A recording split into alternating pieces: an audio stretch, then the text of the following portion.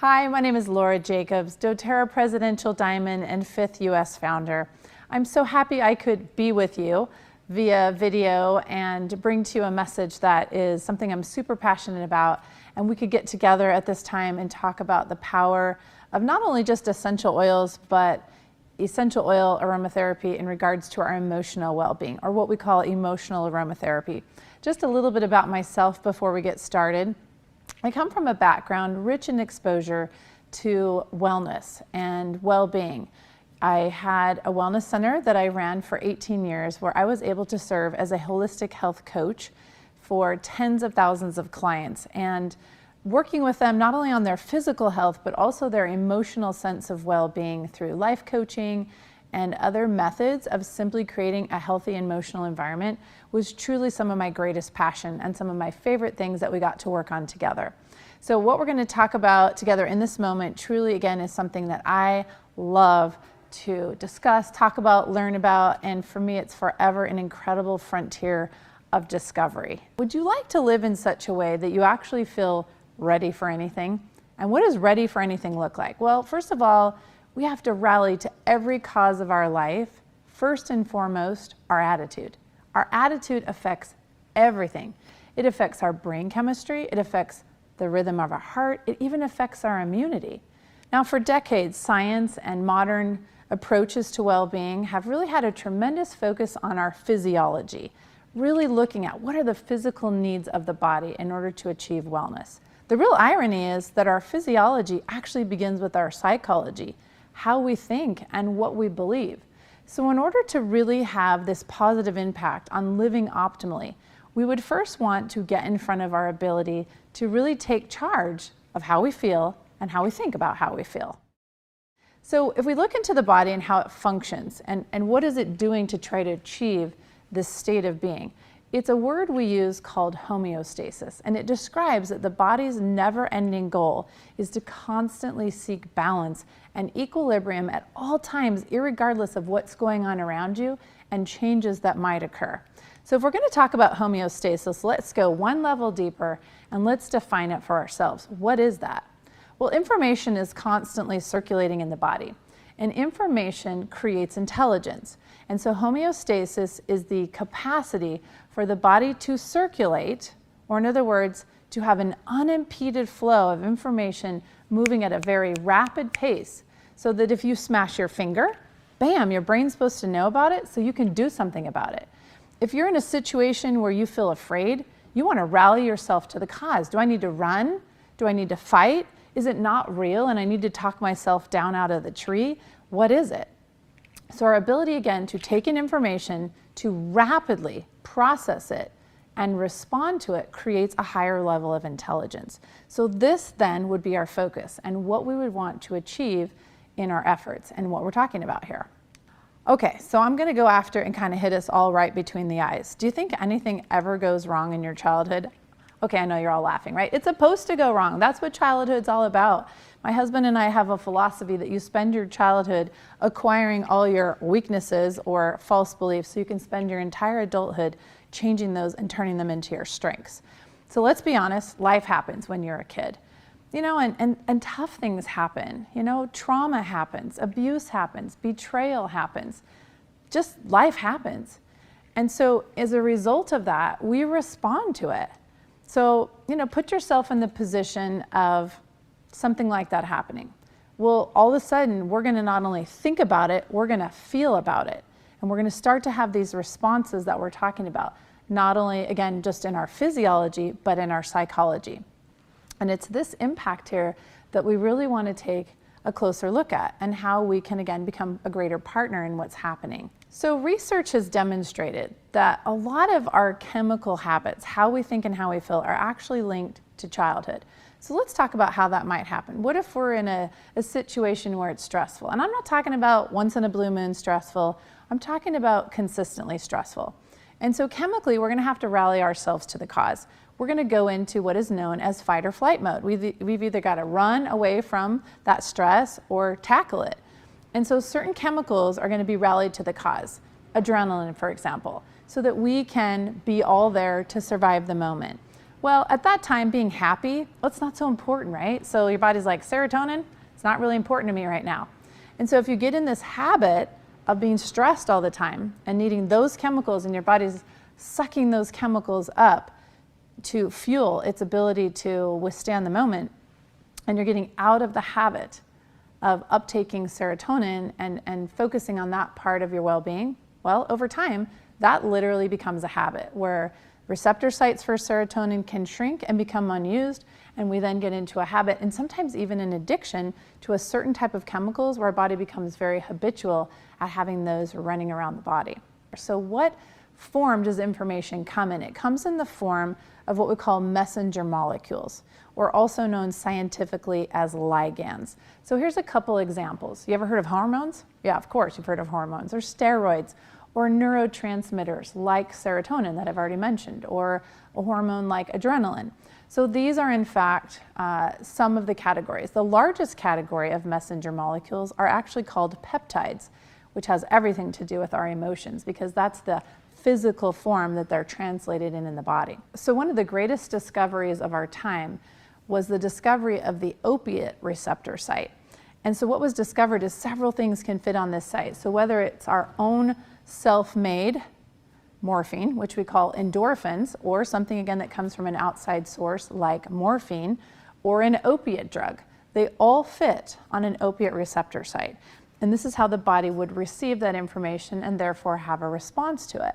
I think we can all agree that we get that these messenger molecules run every single aspect and system of our body. But what I'd like to invite us to agree is what we've often not recognized, and that's that our emotions actually run every single activity, action, and system of our body. They are our messenger molecules. So let's put that principle into action and see how it's going to work. So remember we talked earlier about life happening when we were a kid, and there's trauma or betrayal or abuse or accidents, whatever happens. Well, what are we going to feel as a result of that experience? Are we going to feel like we need to defend ourselves? Are we going to feel like we need protection? Are we going to be afraid? Are we going to be happy? Maybe it was something really awesome. Whatever it is, we're going to have to rally ourselves to the cause to respond emotionally. So naturally, as we think about what's happening, we're going to generate emotions and we're going to rally our chemistry to the cause. And we're going to learn all the while because we're learning emotionally. So we're going to lay down tracks and expectations, and even future responses are being trained in this moment, especially as these situations reoccur for us, that will then cause us to get in the habit of how we're going to respond chemically even later in our life. So I would imagine at this point, as we're all considering the ideas that we're discussing here together, that we might want to ask ourselves the question, gosh, I feel like I have a couple emotional habits that I'm not really fond of. Or maybe you would say to yourself, I think I've developed a couple chemistry habits I'm not really fond of. I don't like the fact that I tend to go to frustrated without, taking in more information, and maybe I react sooner than I'd like to. And I'm not really fond of that habit. Or maybe I tend to go to fear or anxiousness more quickly than I would like. And I'd like to reprogram myself to perhaps have a different kind of response. So how could we partner with ourselves to get out of maybe some stuck cycles and actually shift our thinking and our beliefs, and also shift our chemistry? So I have some amazing good news for you. The fact of the matter is that emotions are actually organic. They're literal substance because of the fact that peptides are circulating in our body. So we have this opportunity to really actually get involved with the process of mind into matter and matter into mind. We can involve ourselves consciously in the process of getting in charge, again, what we said from the beginning, being ready for anything, getting in front of our attitude, getting in front of our moods, rather than just simply getting behind an old habit or an old response. The beautiful news here is that receptor sites are not stagnant, that they have a potential for change. They can change their sensitivity, they can change their arrangement, and therefore we have a biochemical potential for change. Now, along with that, in our limbic brain and our amygdala, there's something so important and something so incredible that's involved in this process, and it's actually our sense of smell. Do you know that our sense of smell is so important here for survival? Because how many times do you smell something, perhaps before you hear it or you see it? So very necessarily part of this structure of survival is our sense of smell. And therefore entry into the limbic brain for aroma is vital. So straight through our nose, up through what we call our olfactory system or olfactory bulbs, which, hey, we already had the conversation earlier about receptor sites.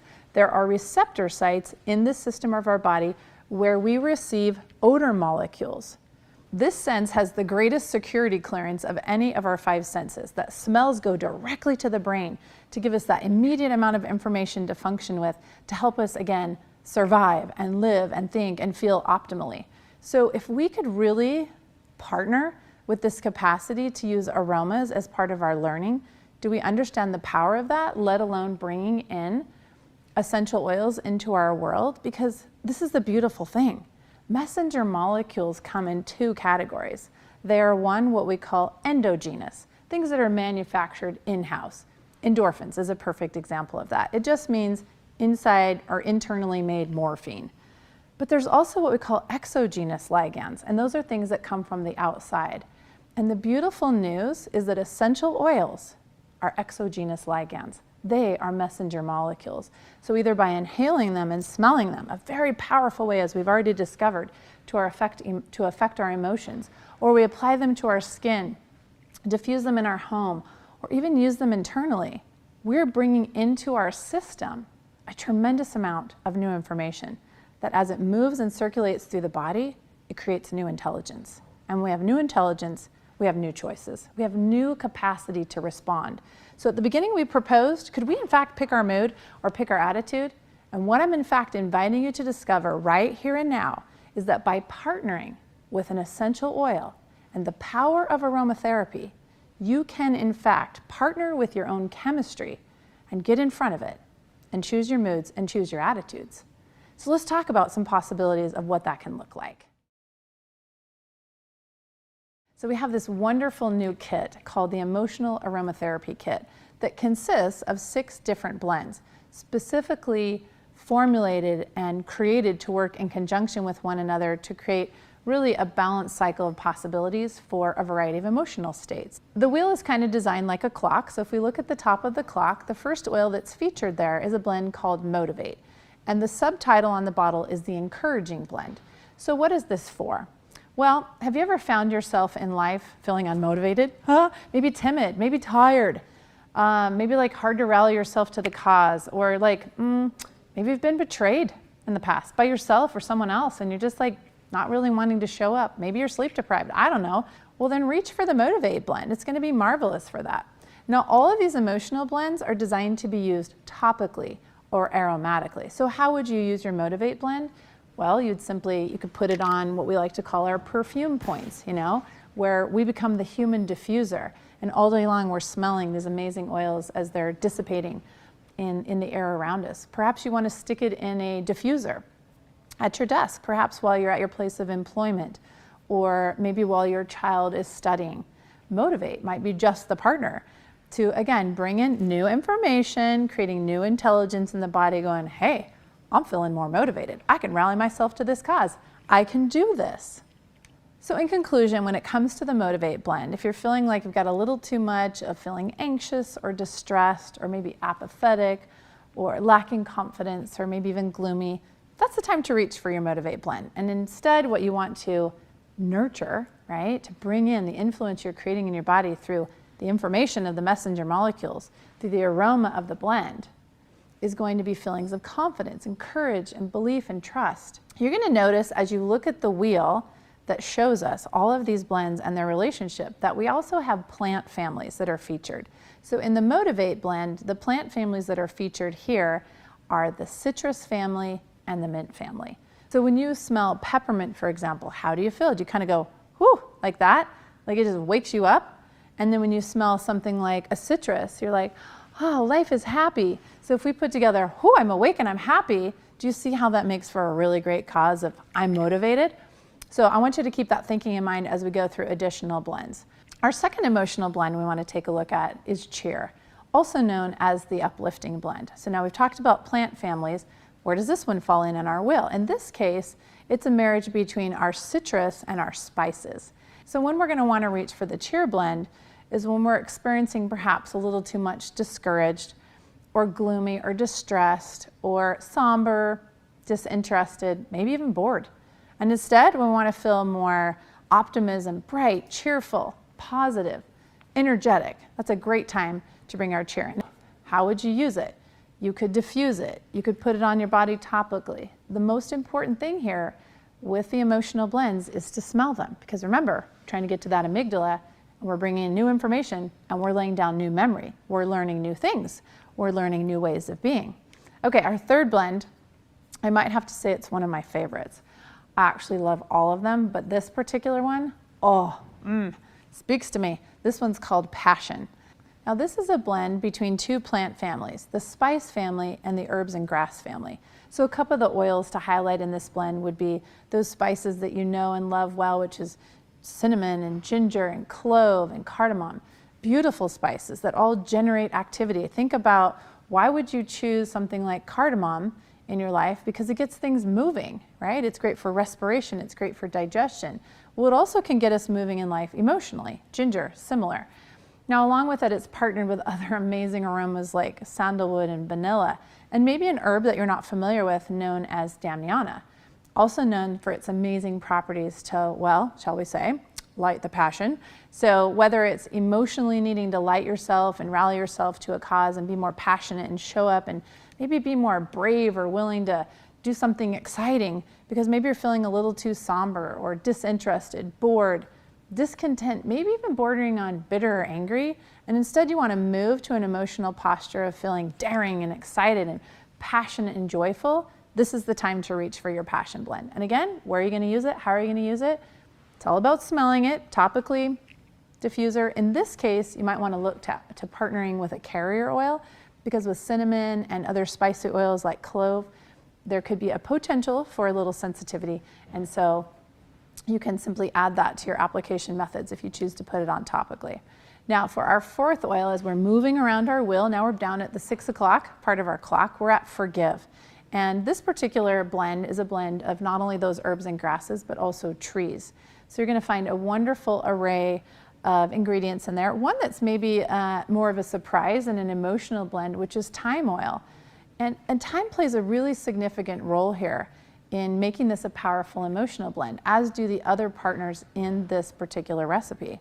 So with our Forgive blend, also known as our Renewing blend, what are we focused on here? So whenever feeling maybe some discontentment, bitterness, anger, ashamed, sad, grieving, guilty, or even judgment, this is the time to reach for the Forgive blend and to bring in more of an energy in your life of feeling contented, relieved, charitable, patient, accepting, and even long-suffering. It's such a beautiful blend. Now, as we move around our clock, and we're over to around our 7, 8 o'clock position, we're now looking at our Console blend. And this is a beautiful marriage between the tree family and the floral family. So we start to bring in some floral aromas here. I bet for many of you, the aroma of ylang ylang, for example, is very distinguishable and is definitely one of the beautiful oils that you'll find in this blend, along with other favorite tree oils. So think about when we've gone through something hard, something that we're grieving, we want to be consoled, and therefore the name, right? Console, or also comforted. So it's our comforting blend. And what are kind of the two things you need emotionally in that way? One, maybe you need to be stabilized or grounded. Maybe you need to retrust a situation. Something traumatic happened. Maybe there's a terrific loss. And sometimes it's hard for us to trust in the process of life. So we need to be regrounded and stabilized. And our tree oils bring in that energy. But we also need to be uplifted, and we need to trust in, life unfolding and continuing to be wonderful.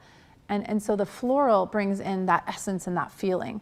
So your Console blend is perfect for this. So if you're feeling perhaps ashamed, sad, grieving, hurt, worried, or fearful, this is the time to reach for Console to instill more of a sense of hopefulness, perhaps heal a broken heart, to create that healing in your life, to feel buoyed up and comforted, as we talked about.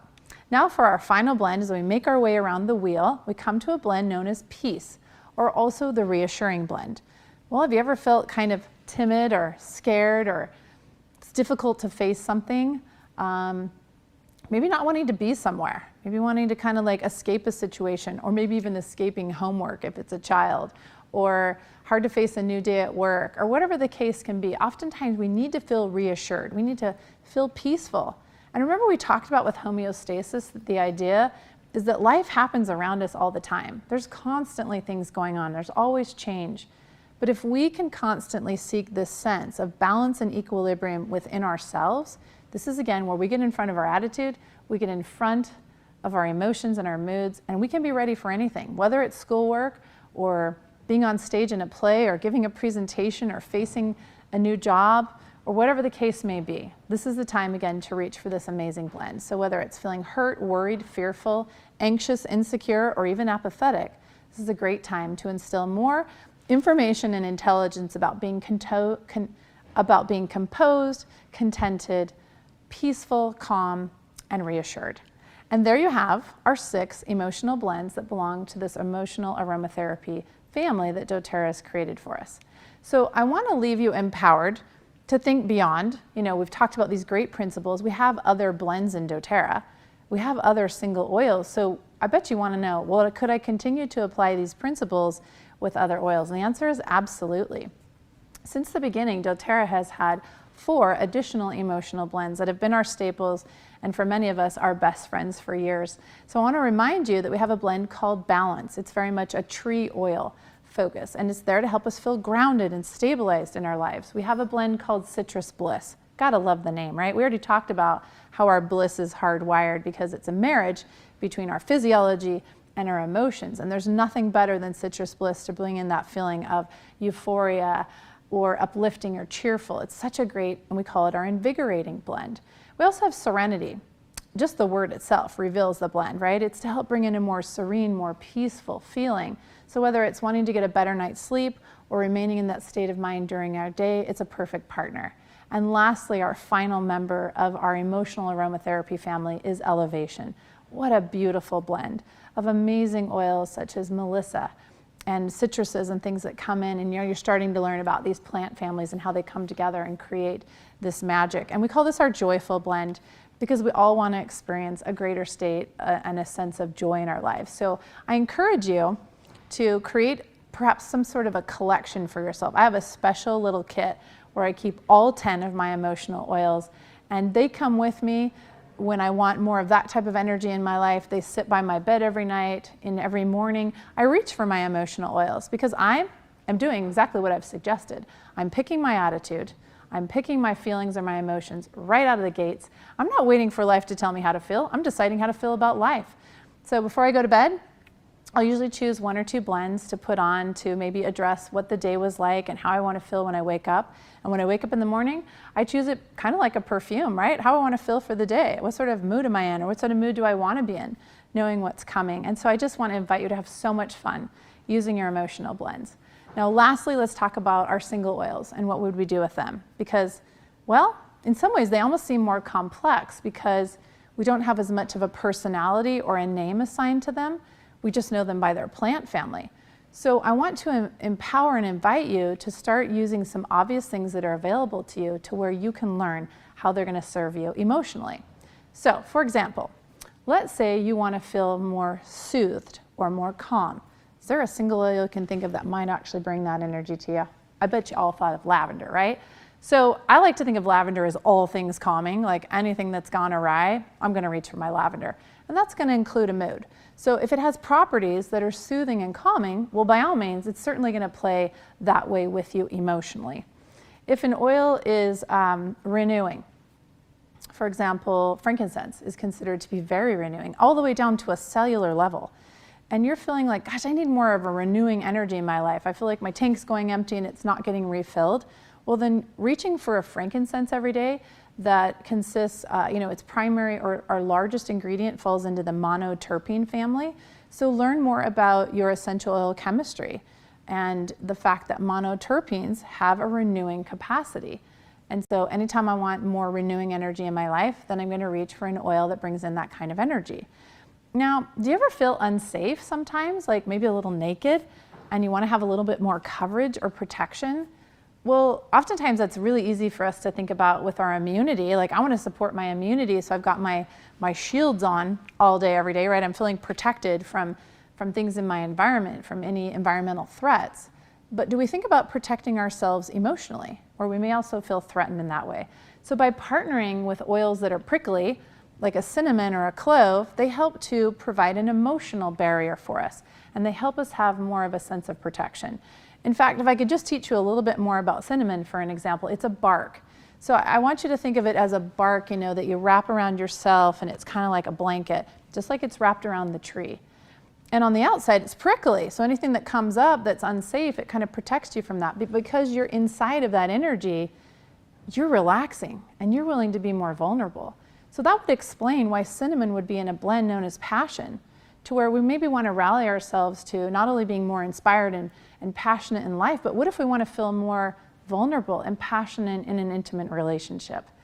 That's why cinnamon is such an incredible aphrodisiac, because of the energy that it brings. So I want you to start thinking this way, where as you consider your single oils, it's really pretty easy to figure them out emotionally by just remembering what they do physically. And they just can't help themselves but rally themselves to the same cause for you emotionally. So I want to invite you to have fun and to explore and to get into considering, how could this oil benefit me, just not in my physiology, because I'm learning my physiology as a response, but how can it benefit me in my psychology, my thinking, my feeling, and what I believe to be true? And how can I bring in new information into my body by bringing in exogenous ligands, or in other words, external messenger molecules that can immediately bring into my body new information? And what's so beautiful about an essential oil is their permeability, or their ability to permeate barriers anywhere in the body, and how fast they can circulate. And literally in a matter of seconds, those oils are making contact not only with organs and body parts, they're making contact with your cells.